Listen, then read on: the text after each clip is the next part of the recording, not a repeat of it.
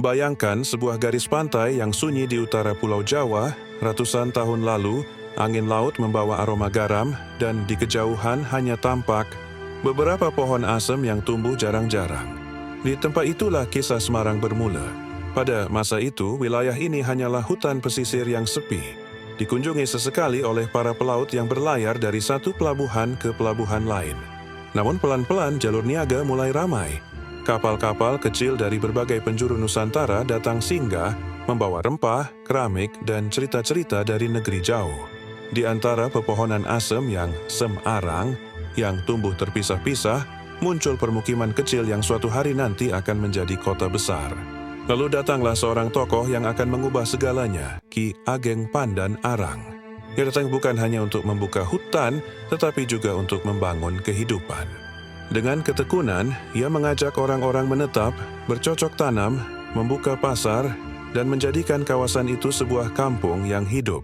Ia tak mengejarkan nilai, membangun harmoni, dan kelak ditetapkan sebagai bupati pertama.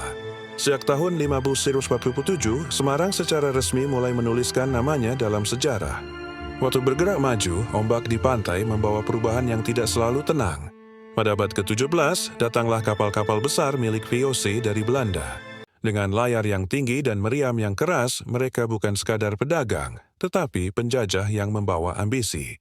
Pada tahun 1778, Semarang diserahkan kepada VOC, dan sejak saat itu kota ini berubah cepat.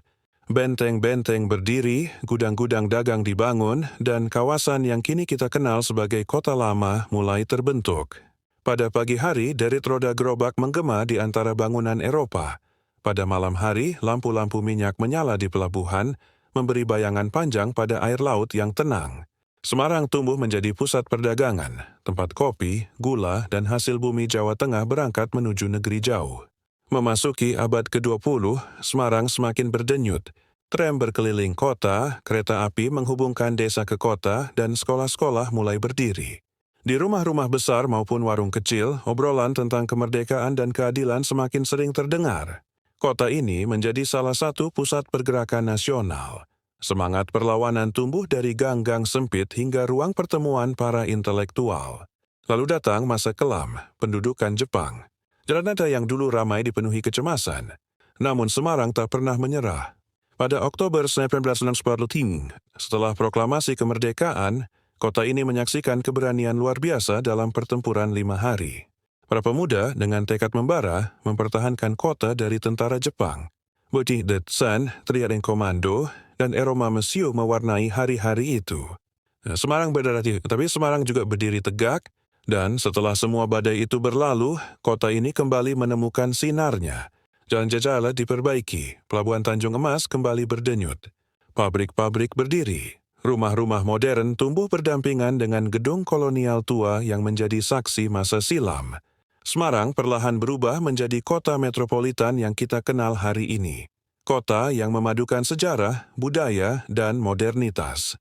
Di Kota Lama, jejak masa kolonial masih menghidupkan cerita. Di Sampukong, legenda Laksamana Cheng Ho masih berbisik di antara tembok merahnya. Di Kampung Pesisir, aroma laut mengingatkan bahwa Semarang lahir dari ombak dan angin. Semua kisah itu, dari hutan pesisir, masa Mataram, kedatangan VOC, perjuangan pemuda, hingga menjadi kota besar, menyatu menjadi satu perjalanan panjang. Semarang bukan hanya sebuah kota. Ia adalah tiada tentang kehidupan dan keberanian dan keteguhan. Kisah yang dimulai dari pohon asem yang tumbuh jarang-jarang, dan kini tumbuh menjadi kota yang penuh kehidupan.